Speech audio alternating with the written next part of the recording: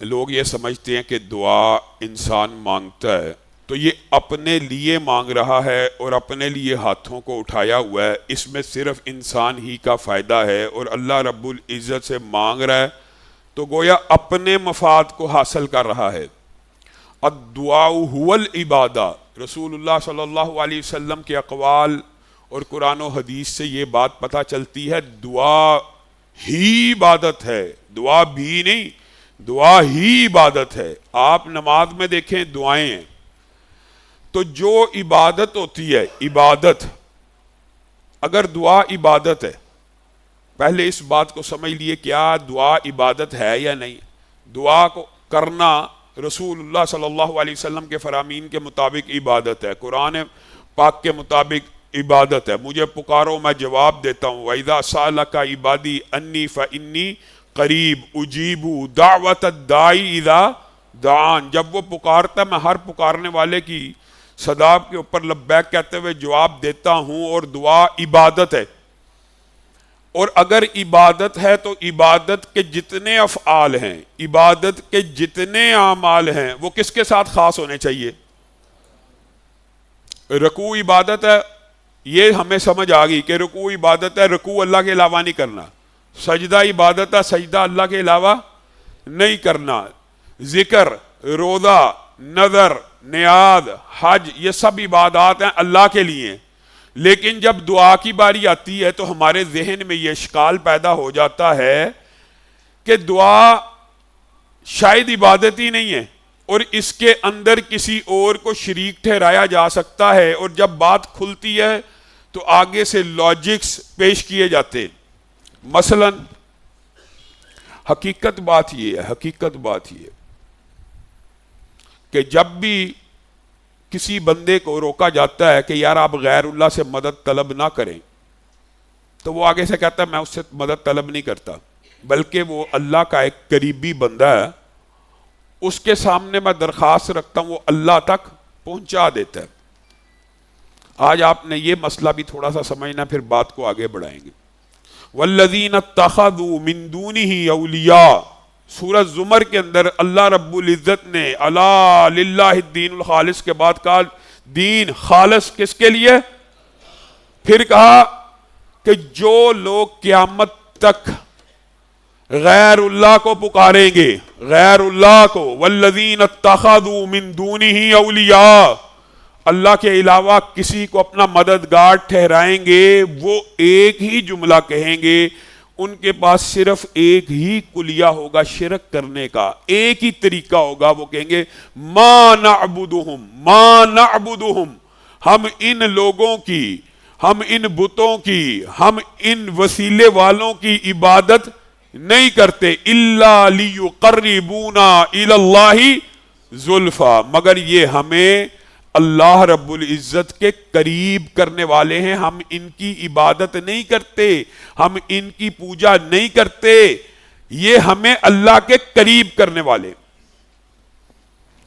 جب اللہ نے قرآن میں کہہ دیا تو بات سمجھ آنی چاہیے کہ آج بھی صرف یہی مقدمہ پیش کیا جاتا ہے کہ اللہ کے بندو آپ اللہ سے براہ راست کیوں نہیں مانگتے؟ وہ کہتے ہیں یہ اللہ کے مقرب لوگ ہیں، اللہ کے مقرب بندے، ہم ان کے ذریعے سے، ان کے وسیلے سے، ان کے واسطے سے، ان کے راستے سے، ان کے طریقے سے اللہ ہی تک جانا چاہتے ہیں۔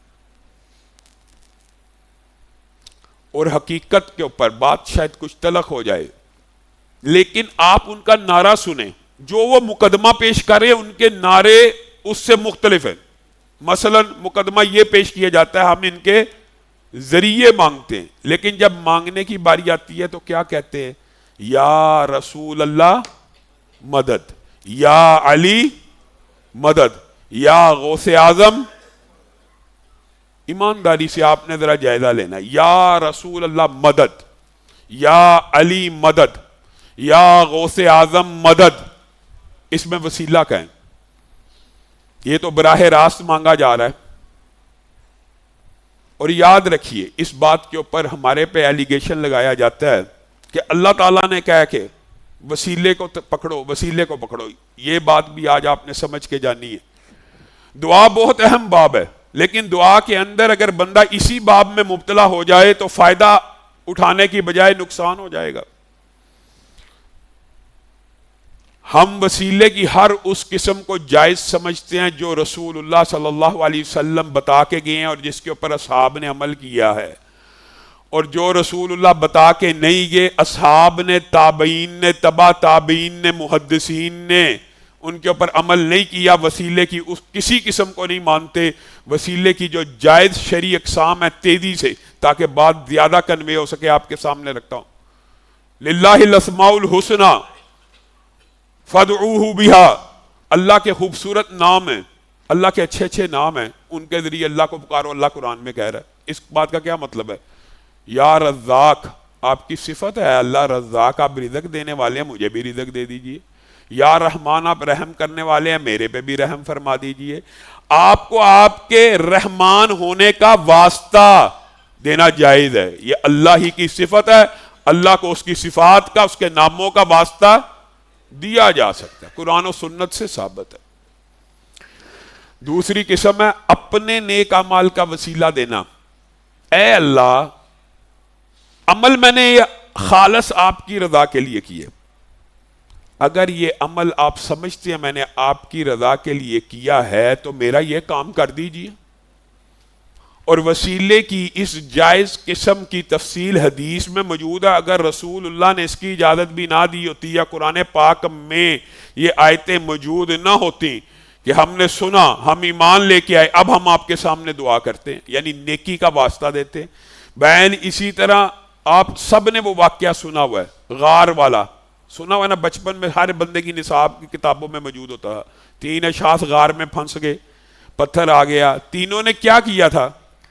اپنے اپنے نیک عمل کا واسطہ اور وسیلہ دیا۔ اللہ تو یہ سمجھتا ہے میں نے یہ نیک کام آپ کی خاطر، آپ کی رضا کے لیے کیا تھا، تو یہ پتھر پیچھے کر دیے، پتھر پیچھے ہو جاتا۔ پھر کہا تینوں نے اپنے نیک اعمال کا واسطہ دیا۔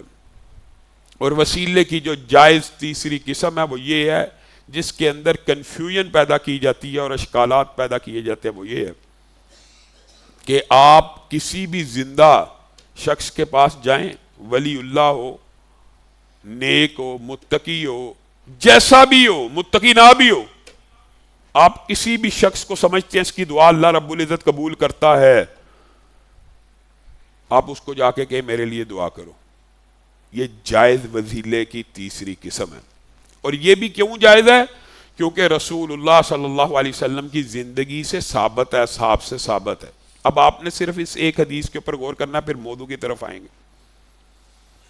رسول اللہ صلی اللہ علیہ وسلم کی زندگی کے اندر ایک صحابی دوران جمعہ، ایسے رسول اللہ جمعہ پڑھانے آئے اور آ کے کہنے لگے مال ہلاک ہو گئے، مویشی برباد ہو گئے، راستے بند ہو گئے، اے اللہ کے رسول قحط سالی ہو چکی ہے، دعا کیجیے اللہ بارش برسا دے۔ رسول اللہ صلی اللہ علیہ وسلم نے ہاتھوں کو اٹھایا اور اللہ تعالیٰ کو کہا اے اللہ بارش برسا، ہاتھ نیچے نہ کیے، بارش برسنا شروع ہو گئی۔ وہ شخص اگلے ہفتے پھر آیا، اے اللہ کے رسول بارش تو رک ہی نہیں رہی، اب دعا کیجئے کہ بارش تھم جائے۔ رسول اللہ نے دعا کی، بارش رک گئی۔ یہ رسول اللہ کی زندگی سے ثابت ہے۔ اور ایک واقعہ نہیں، حضرت ابو ہریرہ آئے کہ میری ماں نے آج کچھ ایسی باتیں کی ہیں، اللہ کے لیے دعا کیجئے میری ماں اسلام قبول کر لے۔ گھر داخل ہوتے ہیں، وہی ماں جو ڈانٹ کے نکال رہی ہے، واپسی کے وقت غسل کر کے بیٹھی ہوئی ہے، کس لیے؟ کہ ابو ہریرہ آئے تو میں اسلام کو قبول کر لوں۔ رسول اللہ کی دعا، نیک لوگوں سے دعا، موجود لوگوں سے دعا۔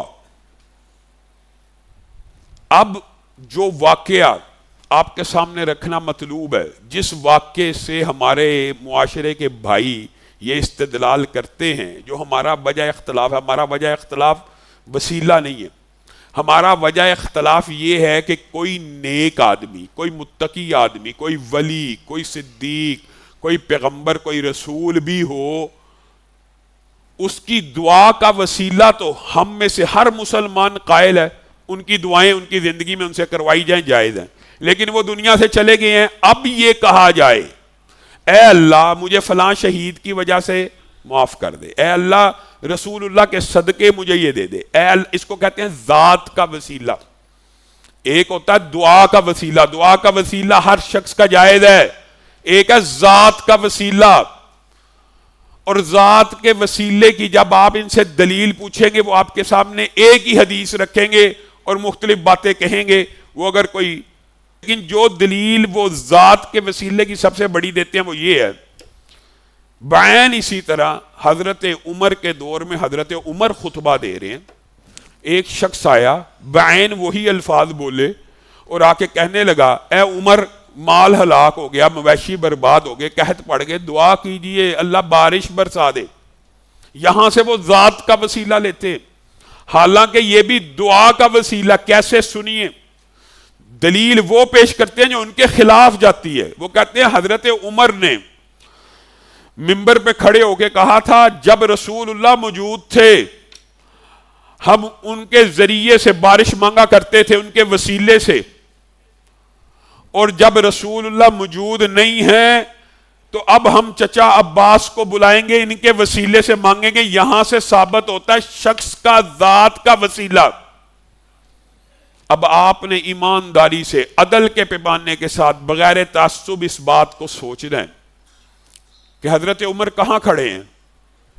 منبر رسول پہ، مسجد النبوی کے اندر، رسول اللہ کی قبر مبارک سے چند قدم کے فاصلے پر۔ اگر وسیلے کی دلیل یہ ذات کی ہوتی تو حضرت عمر کہتے رسول اللہ کی زندگی میں ہم ان کے وسیلے سے مانگتے تھے، آج وہ دنیا میں نہیں ہے، آج بھی انہی کے وسیلے سے مانگیں گے، اے اللہ رسول اللہ کے واسطے بارش برسا دے، پھر تو آپ کا مقدمہ درست تھا۔ لیکن حضرت عمر نے کہا کہ جب رسول اللہ موجود تھے ہم ان کے ذریعے یعنی ان کی دعا کے ذریعے بارش کو مانگا کرتے تھے، اب رسول اللہ دنیا میں نہیں ہیں تو اب ہم رسول اللہ کی بجائے چچا عباس سے دعا کروائیں گے، کیونکہ وہ ہاتھوں کو اٹھاتا ہے تو اللہ تعالیٰ اس کی دعاؤں کو سن لیتا ہے۔ یہ دلیل ہے ذات کے وسیلے کی ان کے نزدیک، حالانکہ یہ دلیل ہے دعا کے وسیلے کی۔ اگر ذات کا وسیلہ ہوتا تو رسول اللہ کی ذات کا واسطہ وسیلہ تو آج بھی دیا جا سکتا ہے۔ حضرت عمر اس دن کیوں نہ دیتے؟ اس دن بھی انہوں نے چچا عباس کو بلایا اور چچا عباس سے دعا کروائی۔ پھر کہتے ہیں چچا تو تھے نا رسول اللہ کے، بھائی ہم تو کہتے ہیں کسی سے بھی منگوائی جا سکتی ہے، آپ اپنے ماں باپ سے منگوائیں، دادا سے منگوائیں، تو رسول اللہ کے چچا تو محترم ہیں اور ان کی دعاؤں کو تو اللہ سنتا ہے، اور وہ بزرگ تھے، ان سے دعا منگوانا تو دعا کا وسیلہ ہے۔ اس میں ذات کا اور شخص کے وسیلے کا کسی بھی قسم کا کوئی تعلق موجود نہیں۔